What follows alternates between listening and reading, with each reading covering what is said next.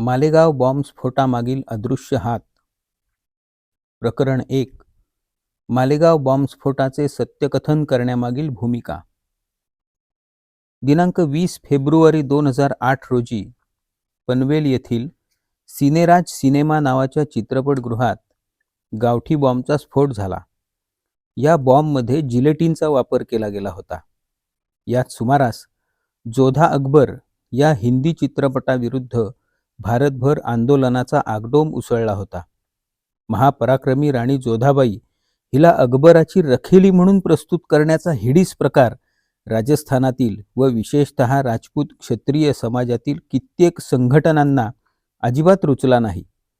इतिहासाच्या अशा विकृतीकरणाला अनेक हिंदुत्ववादी संघटनांनी आक्षेप घेतला होता. 20 फेब्रुवारी 2008 रोजी सिनेराज चित्रपटगृहात याच चित्रपटाचे खेळ सुरू असल्याने कुणा हिंदुत्ववाद्याने स्फोट घडवून आणण्यासाठी हा बॉम्ब ठेवला असावा अशी प्राथमिक शंका बाळगून पोलीस या प्रकरणाचा तपास करत होते. त्यानंतर दिनांक 31 मे 2008 रोजी नवी मुंबईतील वाशी येथील विष्णुदास भावे नाट्यगृहात आम्ही पाचपुते या नाटकाचा प्रयोग सुरू असताना तिथे एक जिवंत बॉम्ब सापडला. या नाटकात महाभारतातील पात्रांचं व भगवान श्रीकृष्णाचं देखील अतिशय विकृतपणे विडंबन करण्यात आलं होतं. त्यामुळे हे नाटक बंद करावं यासाठी ठिकठिकाणी हिंदूंची निदर्शनं होत होती. त्यानंतर आठवडाभरातच ठाणे येथील गडकरी रंगायतन नाट्यगृहात याच आम्ही पाचपुते नाटकाचा प्रयोग सुरू होण्यापूर्वी नाट्यगृहाच्या वाहनतळात एक बॉम्बस्फोट झाला, ज्यात काही वाहनांचे नुकसान झाले व वाहनतळाचं छत थोडंसं कोसळलं. आसपासच्या 4-5 जणांना किरकोळ स्वरूपाची इजा देखील झाली. दिनांक 16 जून 2008 रोजी महाराष्ट्राच्या दहशतवाद विरोधी पथकाने मला त्या प्रकरणात अटक केली. माझ्यापूर्वी अन्य 2घांना व माझ्यानंतर अन्य 3घांना अटक होऊन आम्हा एकूण 6 जणांवर यथावकाश आरोपपत्र ठेवण्यात आलं. हा खटला 3 वर्षाहून अधिक काळ चालला. या खटल्याचे सर्वात महत्त्वाचे वैशिष्ट्य हे होते की दहशतवाद विरोधी कायद्यानुसार हिंदूंवर चालवण्यात येणारा हा पहिलाच खटला होता. यापूर्वी दहशतवादाला तोंड देण्यासाठी असणारे टाडा पोटा यांसारखे कायदे रहित झाल्यानंतर बेकायदा कारवाया प्रतिबंधक कायदा 1967 म्हणजे अनलॉफुल ॲक्टिव्हिटी प्रिव्हेन्शन ॲक्ट या कायद्यात विविध सुधारणा घडवून विविध दहशतवाद विरोधी तरतुदी त्यात समाविष्ट करण्यात आल्या. मकोका हा कायदा महाराष्ट्रापुरताच आहे आणि 2 पेक्षा अधिक गुन्ह्यांची एखाद्या गुन्हेगारी टोळीविरुद्ध आधीच नोंद न्यायालयाने घेतली असेल तरच हा कायदा लागू होतो. थोडक्यात एखाद्या कृत्याला निव्वळ दहशतवादी ठरवले म्हणून त्याला मकोका लावता येत नाही. अशावेळी बेकायदा कारवाया प्रतिबंधक कायदा 1967 या कायद्याचा आधार शासनाला वाटतो.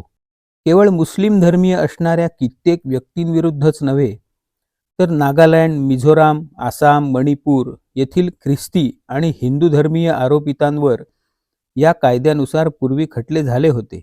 मात्र अशा खटल्यांचा संबंध प्रादेशिक किंवा वांशिक अस्मितांशी होता आणि धर्माशी नव्हता. कित्येक हिंदू धर्मीय नक्षलवाद्यांविरुद्ध देखील या कायद्यानुसार खटले झाले आहेत, पण असे खटले वर्गसंघर्षाशी जोडले गेले आहेत. आम्हा 6 जणांविरुद्ध दाखल केलेल्या फौजदारी खटल्यात दहशतवाद विरोधी पथकाने अशी मांडणी केली होती की आम्हा 6 जणांनी हिंदू धर्मीय म्हणून व धर्माचा योग्य अगर अयोग्य अर्थ लावून बॉम्बस्फोटाच्या गुन्ह्यात आम्ही सहभागी झालो. त्यामुळे एका अर्थाने स्वतंत्र भारतातील आद्य हिंदू दहशतवादी आम्हाला ठरवण्यात आलं होतं. दिनांक 31 ऑगस्ट 2011 रोजी या खटल्याचा निकाल लागला आणि आम्हा 6 आरोपितांची दहशतवादाच्या आरोपातून निर्दोष मुक्तता झाली. या 3 घटनांपैकी कोणत्याही घटनेचा हेतू समाजात भय पसरविण्याचा अगर देशाविरुद्ध युद्ध पुकारण्याचा नव्हता. हिंदू धर्मातील देवतांची विटंबना करणाऱ्या कलाकृतींना प्रतिबंध बसावा इतकाच मर्यादित हेतू असल्याने कुण्याही लोकसमूहाला हानी पोचवण्याचा उद्देश असूच शकत नाही असा निर्वाळा देऊन माननीय न्यायालयाने दहशतवादाच्या आरोपातली हवाच काढून घेतली. न्यायालयाचा निर्णय थोडक्यात असा होता. 1. सर्वच्या सर्व 6 आरोपितांची दहशतवादाच्या आरोपातून निर्दोष मुक्तता झाली. 2. पनवेल, वाशी व ठाणे या तिन्ही प्रकरणांतून 6 पैकी 4 आरोपितांची निर्दोष मुक्तता झाली. 3. उरलेल्या 2 आरोपितांना, ज्यात मीही होतो, पनवेल येथील सिनेराज सिनेमागृहात झालेल्या स्फोटातून निर्दोष मुक्त करण्यात आले. 4. मात्र वाशी व ठाणे येथील आम्ही पाचपुते नाटकाच्या वेळी झालेल्या स्फोटाच्या प्रकरणात भारतीय स्फोटक कायद्यातील तरतुदींचा भंग केल्याचा ठपका ठेवून आम्हा दोघांना 10 वर्षाची शिक्षा ठोठावण्यात आली. निकाल लागल्यानंतर शिक्षा भोगण्यासाठी मला आर्थर रोड कारागृहातून कोल्हापूर मध्यवर्ती कारागृहात पाठवण्यात आले. जून 2008 ते सप्टेंबर 2011 या काळात मी आर्थर रोड कारागृहात होतो आणि ऑक्टोबर 2011 ते मे 2013 या काळात मी कोल्हापूर मध्यवर्ती कारागृहात होतो. 25 मे 2013 रोजी माझी जामिनावर मुक्तता झाली. जवळपास अर्ध्या शिक्षेचा काळ मी कारावासात घालवला होता आणि शिक्षेविरुद्ध मी दाखल केलेल्या अपिलाची नजीकच्या भविष्यकाळात सुनावणी होण्याची शक्यता नव्हती. माननीय सत्र न्यायालयासमोर 106 साक्षीदारांनी साक्षी दिल्या होत्या आणि 500हून अधिक कागदपत्रे दाखल झाली होती. एकूण प्रकरणातील कागदपत्रांचा व्याप एवढा मोठा असल्यामुळे व यापूर्वीची कित्येक प्रलंबित प्रकरणे अद्याप सुनावणीसाठी न आल्यामुळे आम्हाला उच्च न्यायालयाकडून जामीन मिळाला. कारावासात असताना मला विविध अनुभव आले. वृत्तीने धार्मिक असल्यामुळे आयुष्याकडे साक्षीभावाने पाहण्याचे संस्कार माझ्यावर झालेच होते. त्यामुळे कारावास क्लेशदायक असला तरी त्यातूनही मी बरेच काही शिकलो. 29 सप्टेंबर 2008 रोजी महाराष्ट्रातील मालेगावात बॉम्बस्फोट झाला. त्यात 5 माणसं मारली गेली आणि कित्येक जण गंभीररित्या जखमी झाले. या बॉम्बमध्ये RDXचा वापर करण्यात आला होता. आम्ही तुरुंगात असतानाही काही वृत्तपत्र आम्हाला वाचायला मिळत असत. नातेवाईक आणि वकिलांचीही भेट होई आणि इतर कैद्यांशी बोलणंही होत असे. प्रज्ञासिंग ठाकूर नावाच्या हिंदू साध्वीला पोलिसांनी ताब्यात घेतलं आहे आणि तिची चौकशी सुरू आहे असं प्रथम आम्हाला समजलं. त्यानंतर सेना दलातील अधिकारी लेफ्टनंट कर्नल प्रसाद श्रीकांत पुरोहित तसंच समीर कुलकर्णी, अजय राहीरकर, राकेश धावडे यांसारखी इतर मराठी नावं या प्रकरणात कानावर आली. सैन्यातील निवृत्त अधिकारी मेजर रमेश उपाध्याय तसंच सुधाकर चतुर्वेदी, श्याम साहू अशी इतरही हिंदू धर्मीय नावे ऐकण्यात आली. पनवेल, वाशी, ठाणे येथील प्रकरणात आमच्यावर दहशतवादी असा शिक्का मारल्यामुळे आमच्यासाठी कारागृहात विशेष सुरक्षा होती. ज्या अंडा सेलमध्ये कुविख्यात गुन्हेगार, गुन्हेगारी विश्वातील सम्राट म्हणजे डॉन यांना ठेवलं होतं, त्या अंडा सेलमध्ये आम्हाला ठेवण्यात आलं होतं. त्याचा परिणाम योगायोगाने असा झाला की मालेगाव स्फोटातील साध्वी प्रज्ञासिंग वगळता अन्य सर्व आरोपींबरोबर अंडा सेलमधील एकाच कोठडीत आम्ही काही काळ राहिलो. अंडा सेलमध्ये काहीही करता येण्यासारखे नसल्याने एकमेकांशी गप्पा मारणे हा मोठा विरंगुळा होता. दिवसातून 4 ते 5 तास ईश्वराच्या उपासनेत व नामजपात जात असत. त्यानंतरही बराच फावला वेळ उरत असे. काही काळानंतर या आरोपींना तळोजा येथील कारागृहात हलवण्यात आलं. दरम्यान 2006 साली मालेगावात झालेल्या बॉम्बस्फोटाच्या प्रकरणात ज्या मुसलमान आरोपींना पकडलं होतं त्यांच्याशी देखील संवाद साधण्याची संधी आम्हाला मिळाली. दोन्ही बॉम्बस्फोटातील आरोपींच्या हाती असलेली कित्येक कागदपत्र मला जवळून पाहता आली. माझ्या मुक्ततेनंतर इतरही अनेक कागदपत्र आणि या प्रकरणात प्रसिद्ध झालेली वृत्त, लेख इत्यादी सगळं तपासण्याची संधी माझ्या वकिलांमुळे मला मिळाली. जामिनावर मुक्त झाल्यानंतर राष्ट्र आणि धर्मासाठी कार्य करण्याचा माझा मनोदय होता.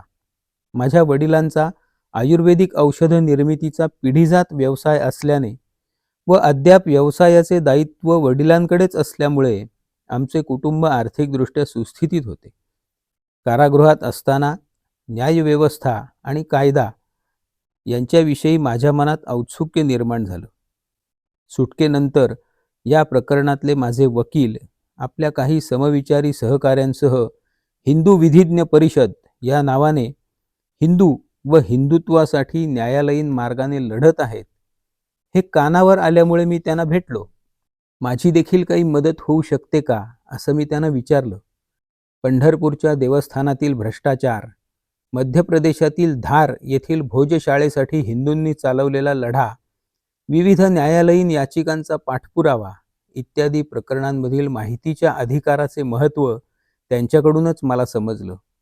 माहितीच्या अधिकारात मौलिक माहिती मिळवणं आणि आलेल्या कागदपत्रांची व्यवस्था ठेवणं यासाठी हिंदू विधिज्ञ परिषदेला सहाय्यक हवाच होता. माझी सुद्धा विनामूल्य कार्य करण्याची मानसिक तयारी होतीच.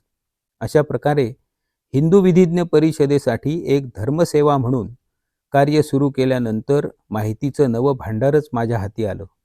सुधाकर चतुर्वेदी या मालेगाव बॉम्बस्फोट 2008च्या प्रकरणातील आरोपीने केलेली याचिका, मालेगाव स्फोट 2006च्या प्रकरणातील मुस्लिम आरोपींच्या वतीने दहशतवाद विरोधी पथकाची चौकशी व्हावी यासाठी केली गेलेली याचिका, तसंच हिंदू विधिज्ञ परिषदेच्या वतीने शासनाशी केला गेलेला पत्रव्यवहार यासारखे महत्त्वाचे कागदपत्र पाहण्याची संधी मला मिळाली.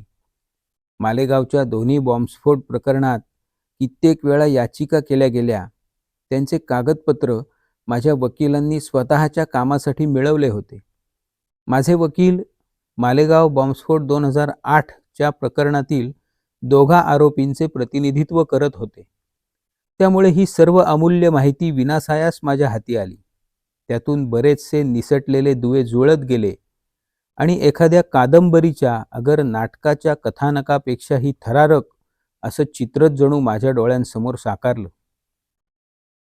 2008 ते 2013 या काळातील मराठी आणि इंग्रजी वृत्तपत्र मी मुद्दाम नजरेखालून घातली आणि या संपूर्ण कालावधीत मालेगाव प्रकरणाचं खरं आणि सुस्पष्ट चित्र वाचकांपुढे ठेवण्यात स्वतःला लोकशाहीचा चौथा स्तंभ म्हणवणारा पत्रकार वर्ग पूर्णपणे अपयशी ठरला आहे याची माझी खात्री पटली. हिंदू धर्म सत्याला ईश्वर मानतो, त्यामुळे सत्य सर्वांसमोर मांडणं हे आपलं कर्तव्य आहे. एवढंच नव्हे तर आपल्या माध्यमातून सत्य सर्वांसमोर यावं यासाठी जणू ईश्वराने आपली निवड केली आहे अशी हुरहुर माझ्या मनाला लागली. यातूनच हे पुस्तक जन्माला आलं. माझं स्वतःचं शिक्षेविरोधातील अपील न्यायप्रविष्ट असल्यामुळे त्याविषयी टिप्पणी करण्यावर माझ्यावर बंधनं आहेत. न्यायसंस्थेचे मत कलुषित होऊ शकेल अशा प्रकारे कोणतंही मतप्रदर्शन करणं अथवा माझी बाजू देखील मांडणं योग्य होणार नाही. त्यामुळे मनात असूनही या न्यायप्रविष्ट प्रकरणाविषयी काही लिहिण्यास किंवा बोलण्यास मी असमर्थ आहे. मालेगाव बॉम्बस्फोट 2006 आणि 2008 ही दोन्ही प्रकरणं न्यायप्रविष्ट असली तरी देखील एक त्रयस्थ व्यक्ती म्हणून त्याविषयी संशोधन करण्याचा माझा अधिकार अबाधित आहे.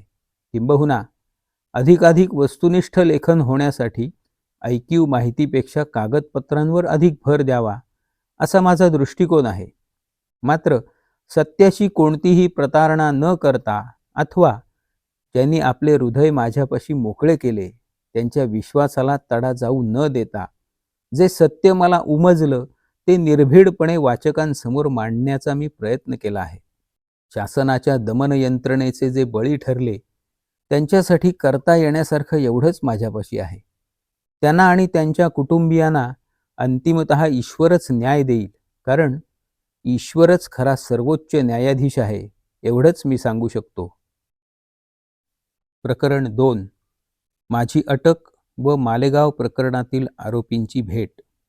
विक्रम भावे, ठाण्याच्या गडकरी रंगायतन येथील बॉम्बस्फोट प्रकरणी मी तुम्हाला आरोपी म्हणून अटक करीत आहे. विक्रोळी येथील दहशतवाद विरोधी पथकाच्या पोलीस स्थानकातील पोलीस उपनिरीक्षक रमेश मोरे यांनी मला हे सांगितलं. सकाळी मला पोलिसांनी बोलवून घेतलं तेव्हा असं काही घडेल याची मला कल्पनाही नव्हती. साहजिकच मला धक्का बसला. पुढे काय घडेल, कुटुंबियांची मनस्थिती कशी होईल, आपल्याला नक्की काय करायला हवं, या सगळ्याच गोष्टींविषयी कमालीची अनिश्चितता निर्माण झाली. या सर्व प्रकरणात किती काळ लोटेल याची काहीच शाश्वती अशा प्रसंगी कोणालाही वाटली नसती. त्या क्षणी स्वतःविषयी थोडी चिंता वाटली. तरीही एका निराळ्याच विश्वात आपण प्रवेश करणार आहोत आणि कोणालाही अविश्वसनीय वाटतील अशा प्रसंगांचे साक्षीदार व जनमानसात औत्सुक्य निर्माण करणाऱ्या व्यक्तिमत्वांचे सुहृद होणार आहोत याची मला अल्पशी देखील कल्पना नव्हती. 10 दिवसांच्या पोलीस कोठडीनंतर माझी रवानगी मुंबई मध्यवर्ती कारागृहात झाली. आरोपपत्र दाखल करण्यासाठी 3 महिन्यांचा अवधी लागेल व एकंदरीतच प्रसिद्धी माध्यमातून आलेल्या उलटसुलट वार्ता व शासनाने एकंदर प्रकरणास दहशतवादाचं स्वरूप दिल्यामुळे जामीन तूर्तास मिळणार नाही असं वकिलांनी सांगितलंच होतं. त्यामुळे स्वस्थ बसून प्रतीक्षा करण्याशिवाय आमच्याकडे काहीच पर्याय नव्हता. कारागृहात वृत्तपत्र मिळत असत. नातेवाईकांची भेटही आठवड्यातून एकदा होत असे. फावल्या वेळेचा उपयोग प्रार्थना, नामजप आणि अन्य कैद्यांशी गप्पा मारण्यासाठी होई. पूर्वी कधीतरी अंडा सेल बद्दल वृत्तपत्रात वाचलं होतं. गुन्हेगारी विश्वातले सम्राट म्हणजे डॉन किंवा घातक कैदी इत्यादींना अंडा सेलमध्ये ठेवतात असं ऐकून होतो. त्यामुळे आम्हाला अंडा सेलमध्ये ठेवलं तेव्हा मी जरा चकितच झालो. माझी नोंद करणाऱ्या तुरुंग अधिकाऱ्यांना वरून आदेश आले होते व ते मला ओळखत नव्हते. एकाने तर चक्क पुन्हा पुन्हा माझं नाव विचारलं. माझ्या सहआरोपींचीही नावे विचारली. आमची माहिती कळल्यानंतर तो देखील थोडासा चक्रावल्यासारखा झाला. यापूर्वी अंडा सेलमध्ये ठेवलेल्यांची व्यक्तिमत्वे आणि आमचे आचार विचार यातील विसंगती त्या बिचाऱ्याला उमजत नव्हती. पण आमचाही इलाज नव्हता. पांढरपेशा घरात जन्मल्याने कसल्याही खास वागणुकीची आम्ही कधी अपेक्षाही केली नव्हती. अवचितपणे असा विशेष दर्जा आम्हाला प्राप्त झाला होता. अंडा सेलमध्ये कमालीचा एकांत होता. कुणाचाही उपद्रव नव्हता. त्यामुळे वाचन, उपासना यासाठी पुष्कळ वेळ होता. स्वस्थपणे 3 महिने संपण्याची वाट पाहिल्यानंतर एकदाचं आरोपपत्र दाखल झालं आणि त्यानंतर आमच्या जामीन अर्जावरील सुनावणीस प्रारंभ झाला. जामिनास दहशतवाद विरोधी पथकाने प्रथेप्रमाणे अटीतटीने विरोध केला. न्यायालयात तारखा पडत गेल्या आणि आमचा मुक्काम लांबेल असं दिसू लागलं. डिसेंबर 2008 मध्ये हे शांत वेळापत्रक ढवळून काढणारी एक घटना घडली. औचित पाहुणे यावेत तसे मालेगाव बॉम्बस्फोट 2008च्या प्रकरणातील 10 आरोपी अंडा सेलमध्ये येऊन दाखल झाले. त्यांच्या येण्याने कारागृहात खळबळ माजली. मालेगाव प्रकरणाचा बोलबाला हे 10 कैदी येण्यापूर्वीच फार झाला होता. साध्वी प्रज्ञासिंग ठाकूर, लेफ्टनंट कर्नल प्रसाद श्रीकांत पुरोहित, समीर कुलकर्णी यांची छायाचित्र आम्ही वृत्तपत्रात पाहिली होती. बॉम्बस्फोटाचा आरोप असलेले तसेच अन्य गंभीर गुन्ह्यांसाठी कारागृहात असणारे अनेक कैदी होते. परंतु पुरोहित, उपाध्याय, कुलकर्णी यांच्यासारख्या पार्श्वभूमीच्या कुणीही व्यक्ती त्यात नव्हत्या. स्पष्टच सांगायचं तर बॉम्बस्फोटात गुंतलेल्या व्यक्ती एकाच धर्माच्या असायच्या. स्त्रियांसाठी वेगळं कारागृह असल्यामुळे साध्वी प्रज्ञासिंग वगळता उर्वरित 10 कैदी आर्थरोड कारागृहात आले. अंडा सेलमध्येच आमच्या समोरची कोठडी त्यांना मिळाली. पहिल्यांदा ते सर्वजण काहीसे बुजल्यासारखे वाटत. त्यांचा प्रचंड छळ झाला होता. त्याच्या खुणा अद्यापही बुजल्या नव्हत्या. या कैद्यांचं स्वतःचं असं ग्लॅमर होतं. म्हणून आम्हाला देखील त्यांच्याशी बोलण्याला सुरुवातीला धाडस होत नव्हतं. हळूहळू ही भीड चेपली. पु ल देशपांडेंना व्यक्ती आणि वल्ली हे पुस्तक नव्याने लिहिण्याची प्रेरणा व्हावी अशी त्यातील काही आरोपितांपैकी इच्छा होती. 2च उदाहरणं देतो. समीर कुलकर्णी या कैद्याने रक्तदान करण्याची परवानगी मागितली. कारागृहाचे अधिकारी चक्रावूनच गेले. कैदी आजारी असल्यास त्याला इस्पितळात नेता येतं. कधीकधी कारागृहातच रक्तदानाची शिबिरं वगैरे आयोजित केली गेली आहेत. परंतु रक्तदानासाठी स्वतःला इस्पितळात नेण्याची मागणी तुरुंगातील एकूण 1 अधिकाऱ्यांच्या आयुष्यात कुणीतरी प्रथमच केली होती. हा नसता उपद्व्याप समीर कुलकर्णी कशासाठी करीत आहेत, याचाच त्या बिचाऱ्यांना उलगडा होत नव्हता. इतर कैदी स्वतःसाठी काही सुविधा नाकारण्यात आल्यास न्यायालयाकडे गाऱ्हाणे मांडतात. पण समीर कुलकर्णी यांनी एक पत्र थेट उच्च न्यायालयाला लिहिलं व ते याचिका मानावं अशी विनंती केली. मुंबई उच्च न्यायालयाने या आगळ्या वेगळ्या याचिकेची दखल घेतली आणि समीर कुलकर्णी यांना रक्तदानासाठी सुविधा पुरवण्याचे आदेश दिले. दुसरं उदाहरण रमेश उपाध्याय यांचं. कारागृहाचं व्यवस्थापन सुधारण्यासाठी त्यांनी कित्येक याचिका केल्या. त्यामध्ये प्रदूषणापासून कारागृहाला होणारा धोका यासारखेही विषय त्यांनी हाताळले. कारागृह प्रशासनासाठी हे सगळं विचित्रच होतं. इतर कैद्यांनी प्रशासनाच्या तक्रारी केल्या होत्या त्या व्यक्तिगत गाऱ्हाण्यांमधून. एका दोघांचा अपवाद वगळता हे सगळेच कैदी गप्पिष्ट होते आणि वाचन, प्रवास, संघटन, सभांचं नियोजन या सर्व क्षेत्रात आपापल्या परीने कुशल होते. त्यामुळे एखाद्या चुंबकाकडे लोखंडाचे तुकडे ओढले जावेत तसे आम्हीच नव्हे तर सर्वच कैदी, इतकेच नव्हे तर कारागृहातले कर्मचारीही त्यांच्याकडे ओढले गेले. प्रकरण 3. मालेगाव स्फोट 2008 प्रकरणातील व्यक्तिरेखा. मालेगाव स्फोट 2008 प्रकरणातील सर्व व्यक्तींशी माझा प्रथमच संबंध आला होता. पोलिसी प्रथेप्रमाणे त्यांच्या खटल्याशीही आमचा संबंध जोडण्याचा अट्टाहास झाला होता हे वृत्तपत्रातील वृत्तांवरून माझ्या लक्षात आलं. तसाच या व्यक्तींपैकी अनेकांचा आपसातही प्रथमच एकमेकांशी संबंध आला होता हे त्यांच्या गप्पांतून लक्षात आलं. या सर्व व्यक्तींमध्ये साध्वी प्रज्ञा सिंग, लेफ्टनंट कर्नल प्रसाद पुरोहित, निवृत्त मेजर रमेश उपाध्याय आणि सुधाकर चतुर्वेदी ही 4 पात्र या मालेगावच्या नाटकात पोलीस आणि माध्यमांनी अगदी खलनायकी ढंगात रंगवली. या प्रकरणातल्या सगळ्या व्यक्तिरेखांबद्दल आपण पाहू. सर्वप्रथम साध्वी प्रज्ञा सिंग. साध्वी प्रज्ञा सिंग यांना महिला कारागृहात बंदिश ठेवले असल्याने त्यांचा माझा कधी संबंधच आला नाही. पण एक हिंदू संन्यासिनी म्हणून मला त्यांच्याविषयी कायम आदरच वाटत आला आहे. एका संन्यासिनीला अश्लील चित्रफिती दाखवण्यासारखे घृणास्पद प्रकार दहशतवाद विरोधी पथकाने केले, तसेच साध्वीजींना जे कष्ट दिले गेले त्याबद्दल साध्वींविषयी जशी प्रत्येक हिंदूला व प्रत्येक हिंदू स्त्रीला सहानुभूती वाटेल तशीच ती मलाही वाटते. आता लेफ्टनंट कर्नल प्रसाद पुरोहितांविषयी पाहू.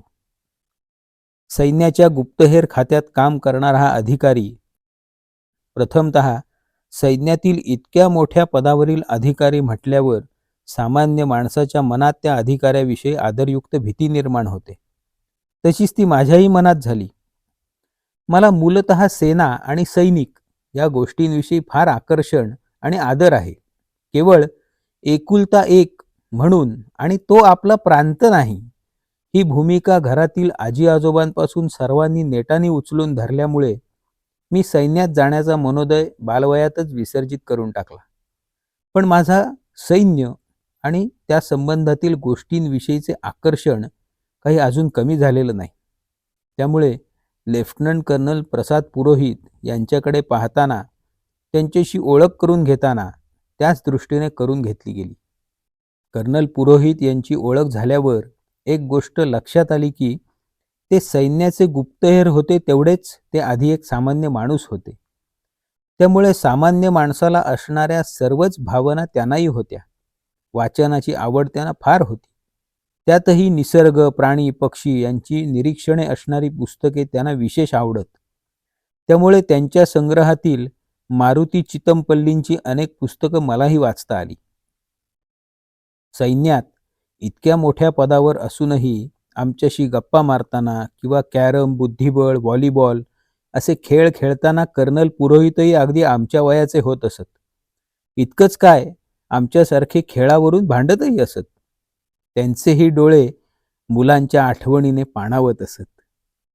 वृद्ध आईची आठवण त्यांच्या मनाला यातना देत असे. मनाने फार हळवा असा हा मनुष्य. त्यांना जवळून पाहिल्यानंतर प्रत्यक्ष कर्नल पुरोहित आणि दहशतवाद विरोधी पथकाने किंवा प्रसार माध्यमांनी रंगवलेले कर्नल पुरोहित यांची तुलनाच होऊ शकत नाही, एवढा त्यात फरक दिसून आला. आता निवृत्त मेजर रमेश उपाध्याय यांच्याविषयी पाहू.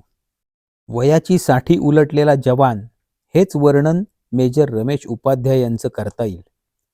पूर्वी मेजर पदावर निवृत्त झालेले रमेश उपाध्याय आपल्या ज्ञानाने सर्वांमध्ये लगेच आदरणीय व्यक्तिमत्व बनत. दैनंदिन आहार विहारातही सैन्याची शिस्त मेजर उपाध्याय यांच्यात दिसून येत असे. इंग्रजीवर उत्तम प्रभुत्व असल्यामुळे कायद्यातील अनेक खाचाखोचा मेजर उपाध्याय लगेच शोधून काढू शकत. त्यांच्या या कौशल्याचा वापर करून त्यांनी कारागृहात खितपत पडलेल्या अनेक लहान मुलांना खटल्यातून मुक्तता किंवा जामीन मिळेल असे अर्ज लिहून देऊन त्याप्रमाणे त्या मुलांना मुक्तता किंवा जामीन मिळवून दिला आहे. मेजर उपाध्याय यांना जवान म्हणण्याचे कारण हे की या वयातही कुठे अन्याय झालेला दिसला की मेजर रमेश उपाध्याय तो निवारण्यासाठी काही ना काहीतरी धडपड करतातच. या वृत्तीमुळेच स्वतःवर झालेल्या अन्यायाचा प्रतिकार करण्यासाठी आवश्यक असलेली मानसिक आणि बौद्धिक शक्ती ते मोठ्या प्रमाणावर बाळगून आहेत. आता पाहू सुधाकर चतुर्वेदींविषयी. स्वतः वैदिक हिंदू असल्याचा प्रचंड अभिमान असणारी ही व्यक्ती, मनाने अत्यंत साधे सरळ असे हे चतुर्वेदी, संस्कृत विषयात MA केलेले, अत्यंत धार्मिक वृत्तीचे, संयमी आणि फार प्रेमळ असल्याने त्यांच्याशी लवकर जवळीक झाली. लहानपणापासून घरातील वातावरण आध्यात्मिक असल्यामुळे चतुर्वेदींची वृत्ती मूलतः विरक्तीकडे झुकलेली. त्यामुळे धार्मिक कार्यासाठी ते कधीही एका पायावर तयार असायचे. आम्हाला तुलसी रामायण, हनुमान चालिसा या सगळ्याची गोडी चतुर्वेदींनीच लावली. आध्यात्मिक वाचन आणि संस्कृतची ही प्रचंड आवड. चतुर्वेदीजींना एकच मुलगा, पण तोही मानसिकदृष्ट्या रुग्णायित आहे. घरची परिस्थिती वाईट नाही, पण फार सुखवस्तूही नाही. अशा सर्व परिस्थितीचा त्यांना मनस्ताप झाला किंवा त्यांच्या चेहऱ्यावर तो दिसला असेही नाही. आता आपण समीर कुलकर्णींविषयी बोलू. समीर कुलकर्णी मूळचे संघाचे स्वयंसेवक. नंतर ते अभिनव भारतचे कार्य करू लागले. राष्ट्र आणि धर्माच्या उत्थानासाठी काही ठोस भूमिका डोक्यात बाळगून त्याच्याशी कणभरही तडजोड न करणारे अत्यंत जहाल मताचे पण संयमी व्यक्तिमत्व म्हणजे समीर कुलकर्णी. राष्ट्र आणि धर्माच्या कार्यासाठी वैवाहिक जीवनाचं सुख त्यांनी लाथाडलं. त्यांच्या स्पष्ट वक्तेपणा आणि परखड व्यक्तिमत्वामुळेच कदाचित दहशतवाद विरोधी पथकाला समीर कुलकर्णींबद्दल संशय असावा. पण स्पष्ट वक्तेपणा आणि परखड विचार असणे हा काही गुन्हा ठरत नाही. पण हे सगळं दहशतवाद विरोधी टोळीला कोण समजावणार? राकेश धावडेंबद्दल आता आपण बोलू. पुराण वस्तूंचे संगोपन आणि संवर्धन करण्यात अत्यंत कुशल असे हे राकेश धावडे. ऐतिहासिक वस्तू, गड किल्ले, वंशावळी यांची प्रचंड माहिती त्यांना आहे. शिवकालीन विविध शस्त्रास्त्रे, त्यांची नावे, त्यांचे उपयोग, त्यांची वैशिष्ट्ये याविषयी प्रचंड माहिती आणि साहित्यही त्यांनी संकलित केलं आहे. याच विषयात कार्य व संशोधन करणारी त्यांची एक संस्थाही आहे. ही सर्व माहिती अशीच वाया न जाता ग्रंथरूपाने पुढील पिढ्यांसाठी उपलब्ध असावी या उदात्त हेतूने त्यांनी त्या माहितीवर 1-2 ग्रंथच तयार करण्याचा त्यांचा मानसही बोलून दाखवला होता. अजय राहीरकर यांच्याबद्दल आपण बोलू. पुण्यात स्वतःची फाउंड्री, स्वतःचं घर, एकत्र कुटुंब आणि वारकरी संप्रदायाची आध्यात्मिक परंपरा असलेल्या घरातील अजय राहीरकर किंवा राजा राहीरकर, आम्ही त्यांना राजाभाऊच म्हणत असू, मनाने अत्यंत साधे सरळ, एखाद्याची गंमत करण्यासाठी राजाभाऊंना खोटं बोलणं जमत नसे. कुणी मदतीला बोलावलं तर हातातलं काम टाकून राहीरकर त्याच्या मदतीला जात, कारण कोणाला नाही म्हणणंही त्यांना जमत नसे. ललित साहित्य वाचनाची प्रचंड आवड आणि एरवी स्वतःचं वेगळेपण न राखता सगळ्यांबरोबर हे राजाभाऊ मिसळून जात. राजाभाऊ स्वतः अभियंता आहेत. त्यांचा स्वतःचा कारखाना आहे, सुखवस्तू कुटुंब आहे, ते बुद्धिनिष्ठ आहेत. मात्र एवढं सगळं असूनही राजाभाऊ निधर्मी वगैरे मुळीच नाहीत. देवभक्तीची त्यांना प्रचंड आवड आहे. आता आपण श्याम साहूंबद्दल बोलू. हे मूळचे इंदूरचे. त्यांच्याशी चर्चा केल्यानंतर कळलं की त्यांची स्वतःची भ्रमणध्वनीची दुकानं आहेत. बॉम्बस्फोट करणाऱ्यांना भ्रमणध्वनीची सिम कार्ड विकली या आरोपाखाली त्यांना अटक केली होती. साहू हे तसे रसिक स्वभावाचे. वय 40च्या आसपास असलं तरी आताच्या फॅशनचे कपडे त्यांना अधिक आवडतात. आताची गाणी आवडतात. पण मनाने मात्र अगदी साधे. कोणी बोलता बोलता त्यांची टिंगल केलेलीही त्यांना समजत नसे. आता पाहू शिवनारायण कलसंग्रा यांच्याविषयी. मालेगाव स्फोट प्रकरणाशी ज्या व्यक्तींचा अगदी दूरदूरचाही संबंध नाही, अशा व्यक्तींमध्ये शिवनारायणजींचे नाव घ्यावे लागेल. LIC एजंट असलेले शिवनारायण अगदी साध्या आणि कनिष्ठ मध्यमवर्गीय घरातले मनुष्य. पत्नी, 2 लहान मुलं, स्वतःचं घर, व्यवसाय आणि भाडेकरू ठेवून मिळणारं भाडं, असं छोटंसं विश्व असलेला हा मनुष्य. बॉम्बस्फोट वगैरे या गोष्टी हे स्वप्नातही आणू शकणार नाहीत असा यांचा स्वभाव. मात्र आज बॉम्बस्फोटासारख्या गुन्ह्यात ते आरोपी आहेत. आता पाहू जगदीश म्हात्रेंबद्दल. उल्हासनगरच्या आसपास राहणारे हे बांधकाम व्यावसायिक. बोलण्या चालण्यावरून घरातील वातावरण सुसंस्कृत असावं असं वाटलं. त्यांनी माझ्याशी बोलताना प्रांजळपणे सांगून टाकलं की मी हिंदू आहे. हिंदू असल्याचा मला अभिमान आहे. पण धर्मासाठी घरदार सोडून जाणं हे सगळं माझ्याच्याने होणारं नाही. आणि एका पक्क्या बांधकाम व्यावसायिकाला आपला व्यवसाय उभा करण्यासाठी आणि तो चालवण्यासाठी जे जे काही करावं लागतं ते सगळं मी यापूर्वी केलंय आणि आताही करत आहे. आता आपण पाहू शंकराचार्य स्वामी अमृतानंद देवतीर्थ यांच्याविषयी. या व्यक्तिमत्वाविषयी मला फार काही सांगता येणार नाही, कारण शंकराचार्य पदावरील व्यक्तीशी थेट बोलणं चालणं हे काही मला जमेना. त्यामुळे मी स्वतःहून त्यांच्याशी कधी काही बोलत नसे. त्यांनी काही विचारलं तर त्याचं उत्तर देणं एवढंच मी करीत असे. ते मूळचे कुठले, त्यांचं मूळ नाव काय, संन्यास कधी घेतला आणि या प्रकरणात त्यांचं नाव कसं आलं, या सर्व गोष्टींच्या तपशिलात जाणं मला योग्य वाटलं नाही. मी फक्त एकच विचार केला की शारदा सर्वज्ञ पीठाच्या शंकराचार्यांचा सहवास आपल्याला लाभला, त्याचा अधिकाधिक आध्यात्मिक लाभ आपण करून घ्यायला हवा.